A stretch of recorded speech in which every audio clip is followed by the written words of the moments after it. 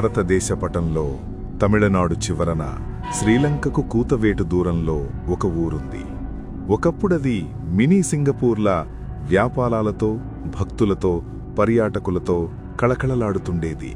కానీ ఈరోజు అక్కడికి వెళితే మీకు వినిపించేది కేవలం హోరుమనే సముద్రం శబ్దం మరియు కూలిపోయిన గోడల నిశ్శబ్దం మాత్రమే.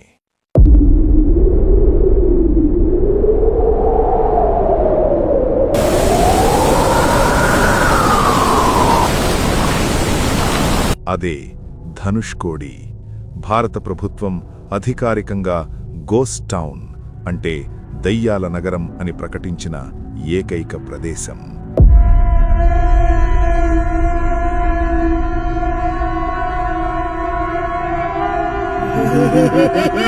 అసలక్కడ ఏం జరిగింది?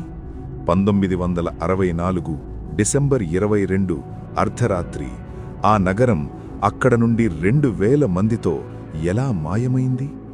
ఇంతకీ సముద్రంలో ఆ నగరం ఇప్పటికీ ఉందా? మరి మనుషులు కూడా అక్కడే ఉన్నారా?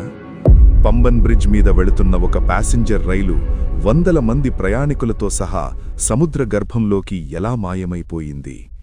ఆ రోజు ఏం జరిగింది? మన భారతీయ చరిత్రలో ఈ ఘట్టం గురించి ఎవ్వరికీ ఎందుకు తెలియదు? ఇప్పుడు ఆ చీకటి రాత్రి జరిగిన అసలు నిజాన్ని తెలుసుకుందాం. వెల్కమ్ టు ఎస్వీటీ రహస్య. మీరు మొదటిసారిగా మన ఛానల్కొచ్చుంటే ఆలస్యం చేయకుండా సబ్స్క్రైబ్ చేసి పక్కనున్న బెల్ ఐకాన్ ప్రెస్ చేయండి. మీ సపోర్ట్ మాకు చాలా ముఖ్యం. మనం ఆ చీకటి రాత్రి గురించి మాట్లాడుకునే ముందు అసలు ధనుష్కోడి ఒకప్పుడు ఎలా ఉండేదో తెలియాలి. 1964కి ముందు ధనుష్కోడి అంటే ఒక మినీ సింగపూర్. అది ఇండియాకి శ్రీలంకకి మధ్య ఒక ప్రధానమైన వారధి. చెన్నై నుండి బోట్ మెయిల్ అనే ఎక్స్ప్రెస్ రైలు నేరుగా ధనుష్కోడికి వచ్చేది. అక్కడి నుండి జనాలు స్టీమర్ ఎక్కి శ్రీలంక వెళ్లేవాళ్లు. వ్యాపారులు, తీర్థయాత్రలకు వెళ్లే భక్తులు, విదేశీ పర్యాటకులతో ఆ ఊరు ఎప్పుడూ రద్దీగా ఉండేది. అక్కడ పెద్ద రైల్వే స్టేషన్, పోస్టాఫీసులు, హాస్పిటల్స్, చర్చిలు, గుళ్ళు, పాఠశాలలు అన్నీ ఉండేవి. ఒక్క మాటలో చెప్పాలంటే సముద్రం మధ్యలో ఉన్న ఒక స్వర్గమది. కాని ఆ సముద్రమే ఆ స్వర్గాన్ని నరకంగా మారుస్తుందని ఎవ్వరూ ఊహించలేదు. తేదీ డిసెంబర్ 22, 1964. అది క్రిస్మస్ పండుగ సీజన్ కావడంతో ఊరంతా సందడిగా ఉంది. పంబన్ రైల్వే స్టేషన్ నుండి ట్రైన్ నంబర్ 653 బయలుదేరడానికి సిద్ధంగా ఉంది. అందులో 110 మంది ప్రయాణికులు మరియు 5 రైల్వే సిబ్బంది ఉన్నారు. మొత్తం 115 మంది. వాళ్లల్లో కాలేజ్ స్టూడెంట్స్ ఉన్నారు, పిల్లలతో ఉన్న కుటుంబాలున్నాయి, రామేశ్వరం దర్శనం చేసుకుని వెళుతున్న భక్తులు ఉన్నారు. రాత్రి 11 గంటల సమయం. ట్రైన్ పంబన్ బ్రిడ్జ్ మీదకెక్కింది. పంబన్ బ్రిడ్జ్ భారతదేశపు మొట్టమొదటి సముద్రపు వంతెన. 2 వైపులా సముద్రం, మధ్యలో ట్రైన్ వెళుతుంటే ఆ అనుభూతే వేరు. కిటికీలోంచి చల్లటి గాలి వస్తోంది. ప్రయాణికులు ఆనందంగా మాట్లాడుకుంటున్నారు. మరో అరగంటలో ధనుష్కోడి స్టేషన్ వచ్చేస్తుంది, అందరూ ఇళ్లకు వెళ్ళిపోవచ్చు అనుకున్నారు. కాని విధి వాళ్లకోసం వేరే స్క్రిప్ట్ రాసిపెట్టింది. రైలు ముందుకు కదులుతోంది. కాని అదే సమయంలో బంగాళాఖాతంలో ఒక రాక్షసుడు నిద్రలేచాడు.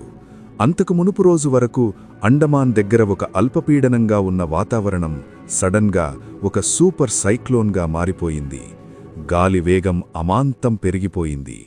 గంటకు 270 కిలోమీటర్ల వేగంతో గాలులు వీస్తున్నాయి. రైలు ధనుష్కోడికి కేవలం కొన్ని 100 మీటర్ల దూరంలో ఉంది. అక్కడ సిగ్నల్ స్తంభం పనిచేయడం లేదు.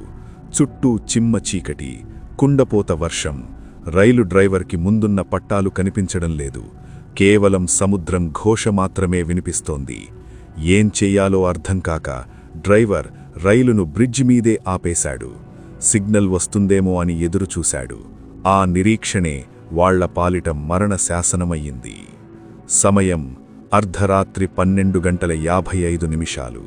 చీకటిని చీల్చుకుంటూ సముద్రం నుండి సుమారు 20 అడుగుల ఎత్తున ఒక భారీ అల అంటే టైడల్ వేవ్ ఎగసిపడింది. అది మామూలు అల కాదు, మృత్యువు రూపం. ఆ అల నేరుగా వచ్చి పంబన్ బ్రిడ్జ్ మీద ఆగి ఉన్న ఆ 6 బోగీల రైలును ఢీకొంటింది. ఆ దెబ్బకి టన్నుల బరువున్న ఆ రైలు ఇంజను బోగీలతో సహా ఒక చిన్న బొమ్మలాగా గాలిలోకి లేచి సముద్రంలో పడిపోయింది.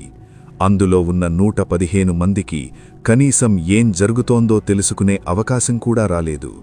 భయంతో అరవడానికి కూడా సమయం దొరకలేదు.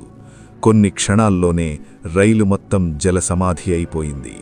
నీటిలో మునిగిపోతున్న ఆ బోగీల్లో ఆ చివరి క్షణాల్లో వాళ్ల భయం ఎలా ఉండి ఉంటుందో ఒక్కసారి ఊహించండి.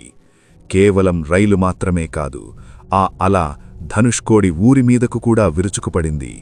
ఇళ్లకిళ్లు కొట్టుకుపోయాయి. దాదాపు 1800 మంది ఆ రాత్రి చనిపోయారు. రేడియో ఆఫీసు నుండి చివరి సందేశం వెళ్ళింది, సముద్రం ఊరిలోకి వచ్చేసింది అని. తరువాత అంతా నిశ్శబ్దం. మరుసటి రోజు ఉదయం తుఫాను తగ్గింది. సూర్యుడు వచ్చాడు. కాని ధనుష్కోడి లేదు. అధికారులు వచ్చి చూసేసరికి అక్కడ రైల్వే ట్రాక్ లేదు. బ్రిడ్జి ముక్కలైపోయింది. సముద్రం ఒడ్డున ఇసుక తిన్నెల కింద 100 శవాలు తేలాయి. ఆ రైలు ఆనవాళ్లు కూడా దొరకలేదు.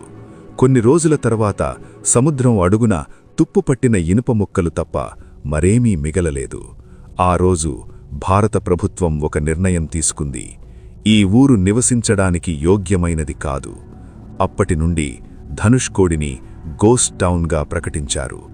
అక్కడ మిగిలిన ఆ పాత చర్చి, రైల్వే స్టేషన్ గోడలు ఆనాటి విధ్వంసానికి మూగ సాక్ష్యాలుగా మిగిలిపోయాయి.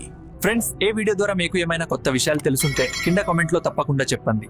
ఇలాంటి మరిన్ని వీడియోస్ కోసం వెంటనే మన ఛానల్ని సబ్స్క్రైబ్ చేయండి.